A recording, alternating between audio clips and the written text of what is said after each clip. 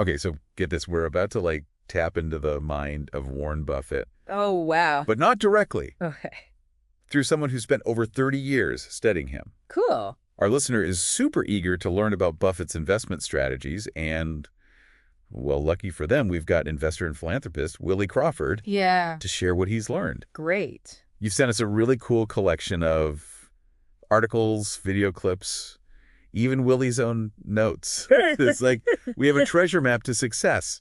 You know, it's really amazing what you can learn when you study somebody like Buffett over an extended period. Right. You start to see the patterns in his thinking, this decision-making process. Even in his personal life, you start to see things that go way beyond just like the strategies and the numbers. So we're going to extract the core principles, Yeah. the surprising habits, maybe even like some mistakes. Oh, yeah. He's human. He is. This deep dive is going to be awesome. I'm ready. So Willie kicks things off by talking about the Buffett mindset. And it's not just about stocks and bonds. It's like a whole approach to life. Yeah, he uses this term to describe how Buffett approaches everything. So one of the most surprising things Willie shared is Buffett's emphasis on low expectations. Now, that might sound kind of pessimistic. Yeah, you think so, right? But Buffett actually applies this to his marriage. He does. And in a way, to Berkshire Hathaway itself. Yeah, it's kind of fascinating. Wait, low expectations in marriage? I know. That doesn't sound like a happy partnership. It doesn't sound good, does it? No. But Willie explains that Buffett believes that if you set the bar low, you can actually create more satisfaction. In the long run, think about it. If you constantly exceed expectations, you create a more positive and enduring partnership. It's like when a movie gets terrible reviews, but then you see it and it's actually pretty good. Exactly. You enjoy it more than if everyone was hyping it up. Totally. It's the element of surprise, the joy of exceeding expectations. I can see that. And this ties into another part of the Buffett mindset, ignoring the noise. Ooh, I like that. Willie points out that Buffett doesn't even have a computer in his office. What? Yeah, he avoids getting caught up in those daily market swings and instead just focuses on understanding the businesses. I can't even imagine going a day without checking my portfolio, let alone a year. I know, it's tough, right? And this is the guy managing billions. Oh, yeah, exactly. So that long-term perspective, it's really critical to his success. Yeah. Are we really invested in solid businesses, or are we just reacting to the market's mood swings? It's deep. Buffett forces us to confront that question. I like it. And speaking of long-term thinking, Willie also talks about Buffett's famous analogy of elephant hunting. Oh, this is one of my favorites. I know, right? So this is about waiting patiently for the right opportunity. Yeah. Like a hunter in the tall grass. Exactly. He's not going to just shoot at any little thing that moves by. He's going to wait for that big elephant to come along. He's going to be prepared. Yeah, and this patience ties into another principle, the power of saying no. Ooh, tell me more. Buffett is incredibly disciplined. He would rather miss out on a deal than jump on something that doesn't fit his criteria. So he's not afraid to walk away even when everyone else is piling in? Nope. He knows what he wants and he's going to wait for it. That takes conviction. It does. He knows his strengths and his weaknesses. So how do we actually take this elephant hunting mindset and turn it into actual investments? Right. This is where I feel like I need an MBA. You don't. Okay. One of the most fundamental principles that Willie highlights is the circle of competence. Buffett famously avoids tech because he says it's not an industry that he understands well. Okay. And this is the guy who's worth billions of dollars. You don't need to be an expert in everything to be successful. Oh, that's a relief. Right. So focus on what you know. Yeah. But how do you even know what you know? That's the question, isn't it? Sometimes I think I understand something, and then it turns out I was totally wrong. We've all been there. Okay, so how do we get that wisdom? So Willie shares some of Buffett's secrets for developing that deeper understanding. Okay. It starts with a framework called the three-legged stool. Three-legged stool. 3 legs. Okay. And this actually comes from Benjamin Graham's book, The Intelligent Investor. Oh, yeah, I've heard of that. So leg number 1 is understanding the business itself. Okay. Like, what does it actually do?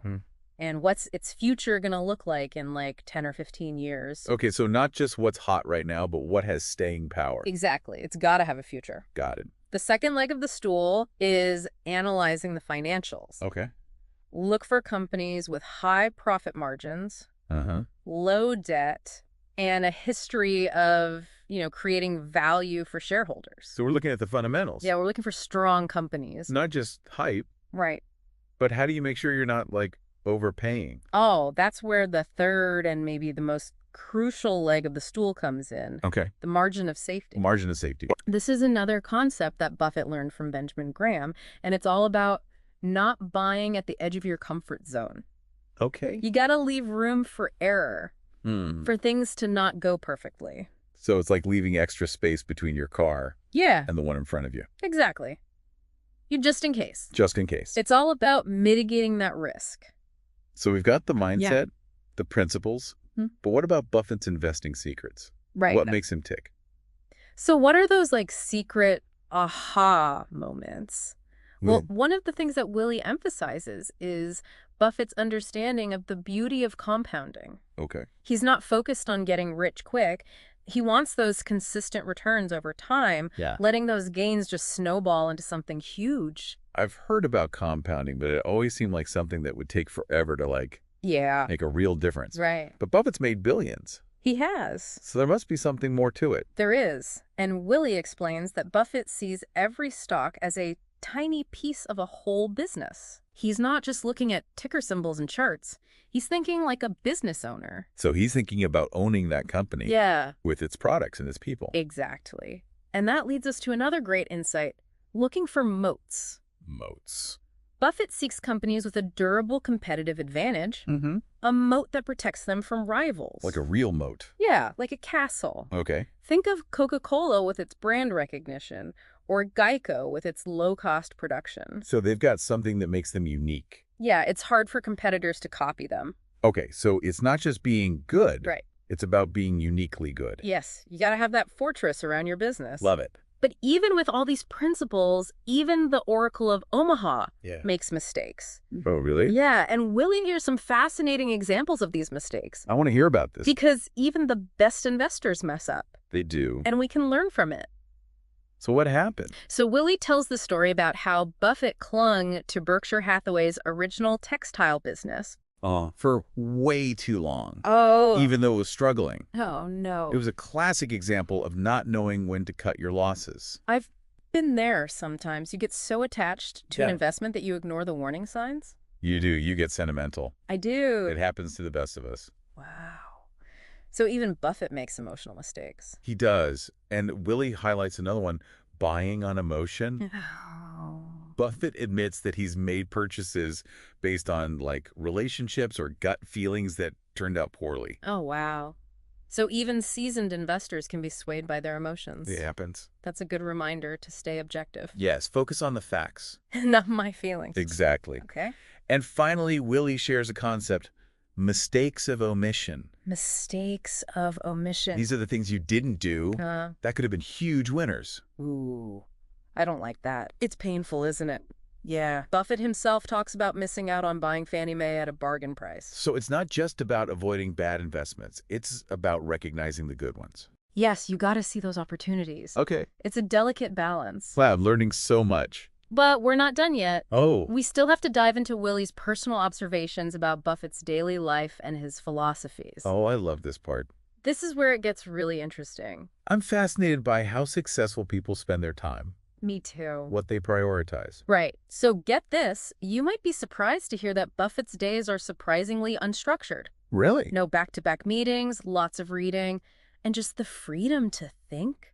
Wow. It's a far cry from that always-on CEO lifestyle we always hear about. It is. So it really highlights the importance of creating space for quiet reflection and deep work. Yeah, I like that. And Willie also points out how much Buffett values working with people that he likes and trusts.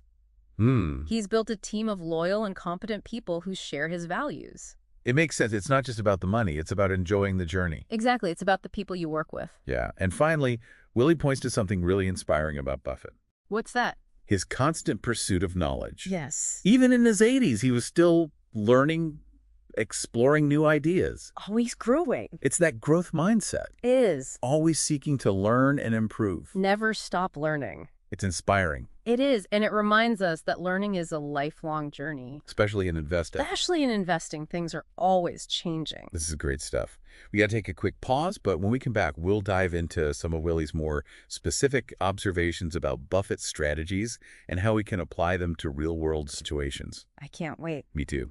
Welcome back. Ready to dive into some more Buffett wisdom? Absolutely. I'm hooked. Okay, great. So before the break, we were talking about how Buffett actually builds his portfolio. Yeah, the circle of competence, the three-legged stool, and those moats.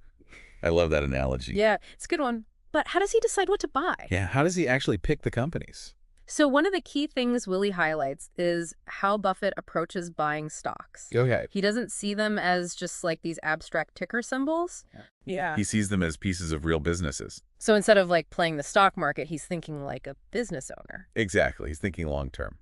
But how does that translate into actually like making investment decisions? So Willie shared this great anecdote where Buffett talks about how when he considers buying a stock, he imagines buying the whole company. Wow. Like, if I had all the money in the world, would I buy this entire business? That's a powerful mental shift. It is. It forces you to think about the long-term value. Instead of just like the daily stock price. Right, exactly. And Willie also points out that Buffett is a master at allocating capital, Yeah. essentially deciding where to invest Berkshire Hathaway's massive cash pile. Sounds like a fun job. It does, Yeah. but I bet it requires a ton of patience. Yeah, and discipline. It does. Yeah. Willie explains that his process involves understanding the company, the industry, even like global economic trends. So he's thinking big picture, Yeah. He sees how everything connects. not just the numbers. And Willie shared this great quote from Buffett. Okay, I love his quotes. I try to buy stock in businesses that are so wonderful that an idiot can run them because sooner or later one will. That's funny, but also makes a lot of sense. Right, you want a business that can withstand anything. Resilient. Exactly, even bad management. Okay, so we've talked about the mindset, the principles, those moats.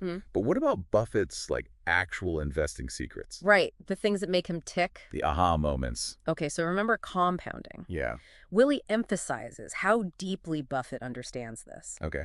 He sees it as a powerful force that can create incredible wealth over time. It's not about getting rich quick. No, it's about steady, consistent growth over decades. So how do you find those steady growers in a market that's always changing? Well, Willie points out that Buffett looks for companies that generate a lot of cash and use it wisely.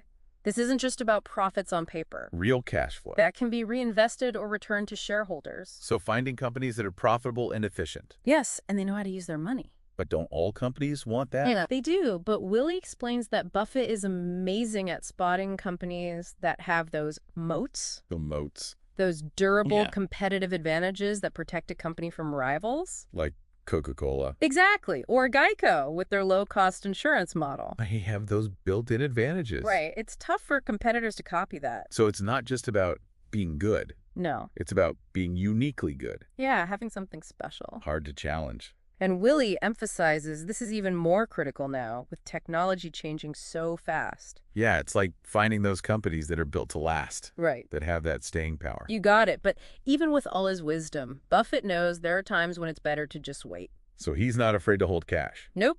Even when everyone else is buying stocks. Does he do that often? Willie shares a story about how Buffett sold a ton of stock in 2006 and 2007 and just held a huge pile of cash. Okay. Many people thought he was losing it. Oh, no. But then 2008 happened. The financial crisis. Right. And while everyone else was panicking, Buffett was ready. He had that cash. He bought up all those undervalued assets. Like the person who buys flood insurance right before the hurricane. Exactly. He was prepared. That's incredible. So patience and a long-term perspective really pay off. They do, but what about Bitcoin? Oh, yeah, everyone's talking about crypto. Right. So Willie explains that Buffett has been very critical of cryptocurrencies. Really? He even called them rat poison squared. Wow, he does not like crypto. Willie says it comes down to Buffett's view of productive versus non-productive assets. Okay. He sees Bitcoin as non-productive. What does that mean? It doesn't generate earnings or dividends. Its value is purely speculative. So it's like gambling? Kind of. It's all about what other people think it's worth. Okay, so what does he consider a productive asset? Willie says Buffett contrasts Bitcoin with things like businesses or real estate. Okay. Those are productive assets that generate cash flow and have tangible value. So for Buffett, it's about investing in things that create real value. Yes, things you can see and touch. Not just speculation. Exactly, and this ties into his skepticism of market bubbles. Bubble. You know, when everyone gets caught up in the hype. Right, and prices get inflated. Willie mentioned a famous quote, "Be fearful when others are greedy and greedy when others are fearful." So, going against the crowd. Yes, staying rational when everyone else is losing their mind. I like that. Mhm. But even though Buffett is a value investor, Yeah. Willie also highlights his contrarian side. He's not afraid to go against the grain. So he's not just following trends. Nope. He's looking for opportunities that others might be missing. Okay, give me an example. Okay, so back in the 1970s, Buffett invested in the Washington Post Company. The newspaper. Right. The stock was down because of regulatory challenges and the Watergate scandal. Yeah, that was a big deal. But Buffett saw the underlying value of the business. He saw the potential. Exactly. He bought it at a bargain price. Classic Buffett. And Willie emphasizes this contrarian thinking is really important today when everyone's chasing the same trends. So thinking independently. Yes, doing your own research and not being afraid to be different. I like that. But what about the people behind the businesses? The human element. Yeah, it's easy to get caught up in the numbers and forget about the people. So Willie describes how Buffett looks for companies with honest, competent, and passionate leaders. Okay. He famously said he'd rather invest in a good business run by a monkey What? than a bad business run by a genius. Oh, wow. He values good leadership. That's hilarious. It shows how much he prioritizes management quality. But how do you tell if a company has good management just from their financials? Willie says look beyond the numbers, try to understand the company culture, the values, and the track record of the leadership. So like doing background checks on the CEO. Kind of, Buffett often talks about finding managers who are owner-operators. Owner-operators. Because they think like owners and have a long-term vision. So not just someone who's there for a paycheck. Right. They care about the business. So it's not just about the numbers, but the quality of the people. Exactly. And Willie shared a story about Mrs. B, the founder of Nebraska Furniture Mart. She built a huge furniture empire. Wow. And get this, she couldn't read or write. Really? Yeah, incredible, right? That's amazing. It shows Buffett's respect for entrepreneurship, hard work, and customer focus. He admires people who build something great. He does, and Willie says investors often overlook this focus on management quality. So it's a reminder to do your due diligence, not just on the numbers. Yes, but on the people running the show. Got it. Now let's talk about debt. Ah, yes. The double-edged sword. It can be tempting to use it to amplify returns. But it can also magnify losses. Exactly. So how does Buffett approach debt? So Willie describes how Buffett has always avoided using excessive debt. Yeah. He famously said, if you're smart, you don't need it, and if you're dumb, you shouldn't be using it. It's so simple, but so true. Right. It's like playing with fire. Exciting at first, but it can burn you. Willie points out this is especially relevant now with interest rates so low. Yeah, it's tempting to borrow money when it's cheap. But that can be dangerous when the economy changes. So build a strong financial foundation that can handle the ups and downs. Exactly. And speaking of ups and downs, Willie shared an interesting insight into how Buffett views the stock market. Okay. He has this great analogy. In the short run, the market is a voting machine, but in the long run, it's a weighing machine. So short term, it's all about emotions and speculation. Exactly. But over the long term, the true value of a business will show. It'll all balance out. Exactly. And Willie emphasized that Buffett focuses on the long-term value. Not the daily fluctuations. Right. He's ignoring the noise and letting his investments grow. So it's about finding those companies that are undervalued. Yes, relative to their earnings, their assets, their growth potential. So good companies at the right price. Exactly. And to do that, Buffett uses the margin of safety. Oh yeah, the cushion for error. Right. Remember that? I'm still wrapping my head around that one. So Willie explains it like this. Buffett wants to buy stocks at a discount to his estimate of their intrinsic value. Okay. This provides a buffer in case he's wrong or something unexpected happens. So like a safety net. Exactly. And this is even more important now with so much uncertainty in the world. Yeah, we've got geopolitical risks, technology changing all the time. It's a crazy world out there. So we need that cushion to protect us. We do. But even with all his precautions, Buffett has made mistakes.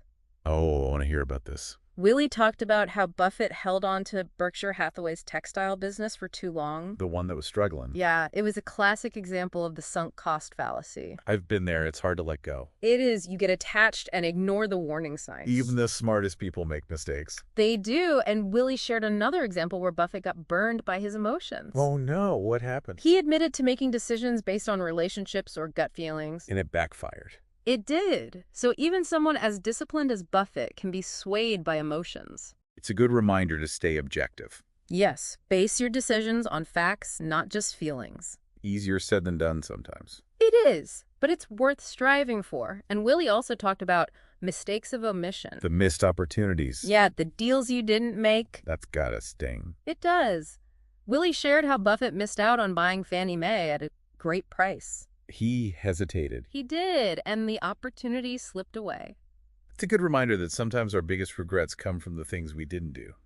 It's true, but it's also inspiring to hear that even Buffett has those moments. It makes him seem more human. He is. And speaking of the human side of Buffett, Willie shared some fascinating insights into his personal life, his work habits, even his personality.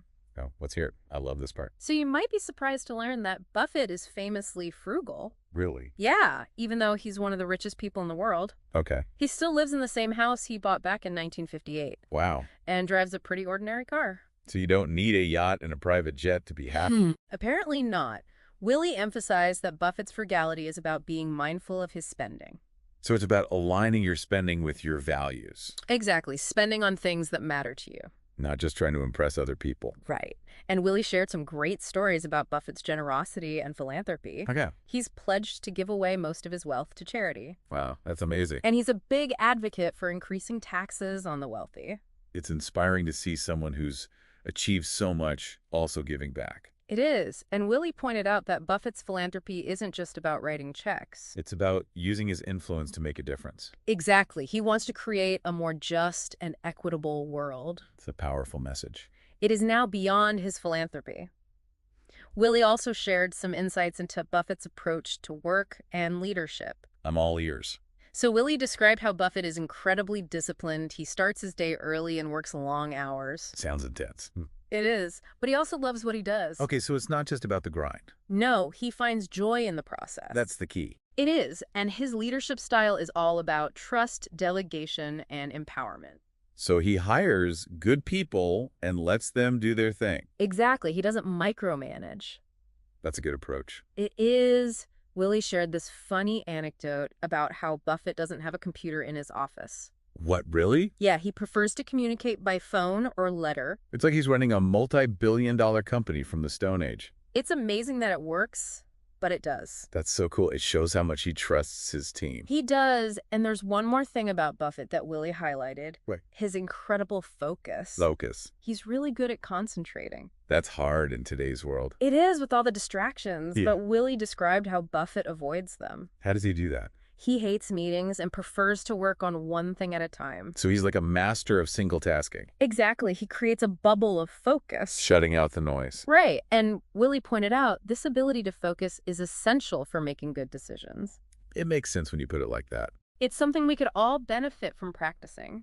I agree. Now, beyond all the strategies and tactics, Willie also talked about Buffett's ethical foundation. Okay, integrity is important. It is, for Buffett, it's a core principle. Oh. Willie described how Buffett believes honesty and ethical behavior are essential in everything you do. In business and in life. Exactly. He famously said, "It takes 20 years to build a reputation and 5 minutes to ruin it if you think about that you'll do things differently." Wow, that's powerful. It shows how much he values trust. Trust is everything. It is, and Willie pointed out that Buffett's integrity isn't just about avoiding illegal stuff. It's about doing the right thing even when it's hard. Exactly, doing what's right even when it costs you money. So having a strong moral compass, Yes, and sticking to your principles. it's inspiring to hear that someone can be so successful and still be ethical. It is, and Willie emphasized that Buffett's integrity isn't just a personal thing. It's a key ingredient in his business success. It's what makes people trust him. Exactly. His investors, his employees, the public, they all respect him because he's honest. So it's about building a reputation for fairness. It is. And that attracts talent, builds relationships, and creates a sustainable business. Okay, so we've talked about integrity. What about giving back to society? Ah, yes, the philanthropic spirit. It seems like a lot of successful people want to share their wealth and make a positive impact. They do, and Willie described how Buffett has pledged to give away most of his wealth to charity. Wow. And he's been vocal about increasing taxes on the wealthy. That's incredible. It's inspiring to see that kind of generosity. It is, and Willie pointed out that Buffett's philanthropy isn't just about writing checks. He's using his influence to advocate for social justice. Exactly. He wants to create a more equitable world. That's using your wealth to make a real difference. It is, and I think that's a great place to pause. For now, we've covered a lot of ground, from Buffett's investment strategies to his personal philosophies and his commitment to giving back. This is amazing stuff. When we come back, Willie will share some final insights about what he's learned from studying Buffett all these years. I can't wait. Okay, we're back for our final look into the world of Warren Buffett through the insights of Willie Crawford. It's been quite a journey. It really has. We've covered so much, from elephant hunting to those moats. And his love of Coca-Cola. Oh, yeah. But before we wrap up, what really surprised Willie about Buffett? Well, one story that stood out to me was about Buffett's advice on what to look for in a spouse if you want the marriage to last. Okay, that's an interesting one. What did he say? He said low expectations. Low expectations. Yeah. I don't think that's what anyone's looking for in a partner. Right, it seems counterintuitive. Yeah. But Willie explains that Buffett believes if you set the bar low, it leads to more satisfaction. So you constantly exceed those expectations. Creates a stronger bond. A more positive and lasting relationship. Okay, I can see that. And Willie pointed out how Buffett applies that to Berkshire Hathaway. He wants to pleasantly surprise shareholders. So it's about under-promising and over-delivering. It is. It builds trust. Makes sense. So what else did Willie find interesting about Buffett's life? Well, his daily routine is actually quite unstructured. Really? No crazy schedule, just lots of reading, thinking, letting his businesses do their thing. It's not the image we have of a busy CEO. It's not. He seems to value simplicity and focus. That's refreshing. And Willie also talked about how much Buffett loves working with people he likes and trusts. He's surrounded himself with a great team. People who share his values. It makes the journey more enjoyable. Exactly. So it's not just about making money. It's about enjoying the process with good people. I like that. And there's one more thing that really impressed Willie. What's that? Buffett's constant desire to learn. Yes, even in his 80s, he was still reading and exploring new ideas. Always growing, never settling. That's the growth mindset we talked about. It's inspiring. It shows that learning is a lifelong journey. It is, but here's the thing. Even Buffett admits it's getting harder to find great investments in today's market. Oh, that's concerning. Mm. What does that mean for our listeners? Should they just stick to index funds? Willie would say there's no easy answer. Okay.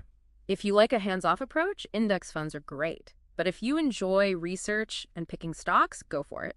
So find what works for you. Exactly. It's about aligning your investments with your personality and goals. But where should someone start if they're feeling overwhelmed? Willie recommends going back to the basics. Okay. Understanding the fundamentals of investing. Like how? Read books like The Intelligent Investor and Security Analysis. Those are classics. But investing can still feel scary. Willie would say, don't be afraid to make mistakes. Even Buffett makes mistakes. He does. The key is to learn from them and keep going. It's about the journey and trusting the process. Exactly. And remember, investing isn't just about making money. There's more to it. It's about building a better future for yourself and for others. That's a great point. Invest in companies that are making a positive impact. Use your wealth to create a more just and equitable world. So what's the biggest takeaway from all this?